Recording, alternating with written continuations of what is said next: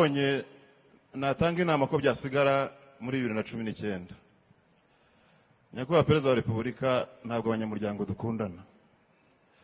Abanyamuryango bari hano buri wese afashe mikoro akavuga umunyamuryango mugenzi we wamuteze imitego abishaka, wamubeshyeye abishaka, hahandi umuntu ahimba inkuru ikagera kwa SG y'umuryango, SG akaguhamagara akakubaza ikintu utigeze urota, utigeze utekereza, utanarota n'iwanyu batarota.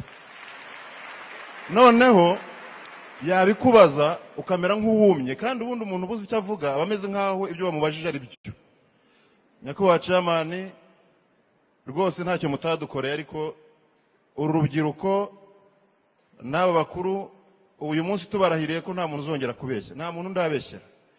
Ariko ntondekanyije nkabwa nk'umwanya tivuga wakubeshyeye n'icyo yabeshye, mwakibaza aho icyo tuba tubishakamo ntabwo bibereye umuryango, kandi biratudinze. Nyakubahwa Perezida wa Repubulika, ni ukuvuga ngo kwakubaha amahame n'ibyemezo by'umuryango n'icyemezo cyanyu Nyakubahwa Chairman, iyo mugiriye icyizere umuntu mukamuha inshingano, umunyamuryango wese ugambiriye kumutega umutego yibwira ko ari guhemukira uwo ngo wateze umutego, ariko namwe ababahemukira. Nyakubahwa Chairman, ushobora kugira intege nke zo gukora ibyo mwanshinze, ariko none iyo wiyongereyeho ko buri munsi ngomba kujya nsimbuka imitego nk'itanu mbere yo gukora akazi mwampaye, birangira akazi kabaye gusimbuka imitego, ukayoberwa igihe tuzakorera akazi.